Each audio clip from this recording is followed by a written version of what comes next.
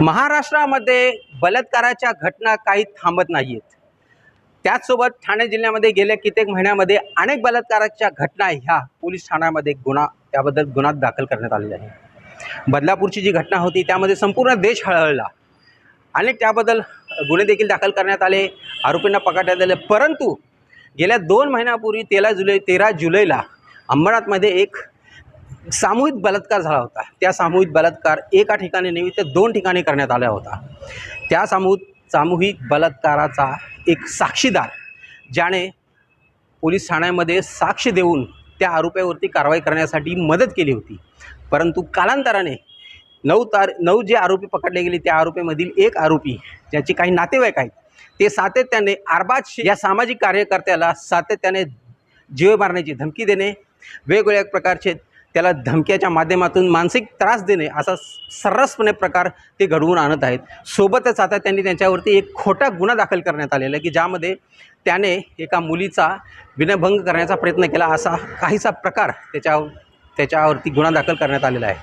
अरबाज कुरेशी हा राष्ट्रवादी काँग्रेस पक्षाचा शरद पवार गटाचा पदाधिकारी आहे। परंतु याचाच कदाचित आकस घेऊन अंबरनाथमधील काही राजकीय पक्षांना हाताशी धरून त्या संबंधित जे गुन्हेगार होते त्यांनी आता अरबाज कुरेशी याच्यावरती दबाव तंत्राचा वापर करून पोलिसाच्या माध्यमातून त्याला मानसिक त्रास देण्याचा प्रयत्न सुरू केलेला आहे। अशातच आता जी घटना घडली होती, ज्या घटनेच्यासाठी अरबाज कुरेशी याच्यावरती गुन्हा दाखल करण्यात आला होता, त्या गुन्ह्याच्या वेळेस अरबाज कुरेशी हा उल्हासनगरमध्ये एका दुकानात होता आणि त्याची त्यांनी व्हिडिओ दिलेला आहे। त्याबद्दल त्यांनी सांगताना सविस्तर माहिती दिली की कशा प्रकारे त्याला मानसिक त्रास दिला जात आहे, त्याला आणि त्याच्या कुटुंबियांना जीव मारण्याची धमकी देखील दिली जाते। अशातच आता पोलिसांची जी भूमिका आहे, या भूमिकेच्या पाठीमागची जी पार्श्वभूमी आहे ही सातत्याने पाहिलं गेलेलं आहे की राजकीय दबाव तंत्राचा वापर करून पोलिसांना देखील वेगवेगळ्या प्रकारे दबाव तंत्राचा वापर केला जातो आणि त्यांना देखील एक न करायचे कामं देखील करण्यासाठी प्रवृत्त केले जाते आणि दबाव केला जातो। असाच काहीसा प्रकार देखील या सगळ्या माध्यमातून दिसत आहे। अरबाज कुरेशीने दिलेली ही संपूर्ण माहिती आपण ऐकू शकता की कशा प्रकारे त्याच्यावरती हा अन्याय होता। अंबरनाथ में जो 13 जुलाई को जो घटना घटी थी उसमें जो आरोपी थे जिसमें जो केस में मैं साक्षीदार बना था, उन केस के सभी कुछ आरोपियों को पकड़वाने में मैंने मदद भी किया था अंबरनाथ पुलिस प्रशासन का, जिसके कारण कुछ आरोपियों को पकड़ने में पुलिस को यश भी आया था।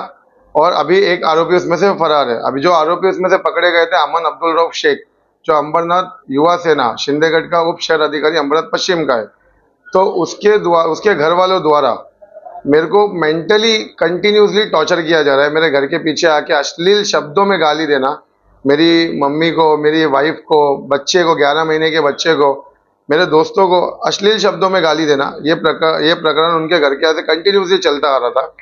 और अभी जो है, अब मेरे दुकान के यहाँ पर आके गाली कैसा मेरे को परेशान करके ये केस से हटाने के लिए जैसा साजिश उनको चलना चाहिए वैसा वो साजिश चल रहे।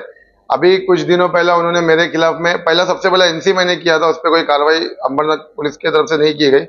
सेकेंड टाइम वो लोग मेरे दुकान के यहाँ पर आके गाली गलौज किया, तब जाके मैंने पुलिस स्टेशन में सबसे पहला मैं जाके खड़ा हुआ। उसके बाद में पहला एनसी उनका लिया गया, उसके बाद हमको 149 का नोटिस दिया गया। बदलापुर के मैटर को देखते तो क्या मैटर लड़कियों का सीरियस है करके मेरे को 149 का नोटिस दिया, वो भी मैंने एक्सेप्ट कर लिया। सीनियर साहब ने भी मुझे 149 का नोटिस दिया था, वो भी मैंने एक्सेप्ट कर लिया था। उसके बाद में लड़की ने मेरे नाम पे एप्लीकेशन ऊपर तक करी।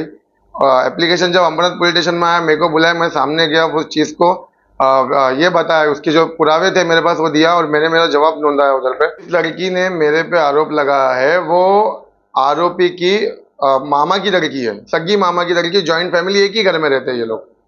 जो रेप का आरोपी अमन अब्दुल रऊफ शेख, उसकी ये मामा की लड़की है। 13 जुलाई 2024 के रात में जो 2 जगह पे एक लड़की के साथ अलग अलग ग्रुप के द्वारा गैंग रेप हुआ था, एक बुआपाड़ा खड़ी मशीन में और एक विमकोना का शूटिंग रेंज के सामने वाले ग्राउंड के परिसर में, जो छोटी नाबालिग बच्ची के साथ में गैंग रेप का प्रकरण हुआ था, वो केस को लेके मेरे को वो केस में मैं विटनेस होकर के मेरे को ये मैटर में दबाया जा रहा है। जानबूझ के मेरे पे खोटे केस किए जा रहे हैं, मेरे जान को भी धोखा है ये चीज को।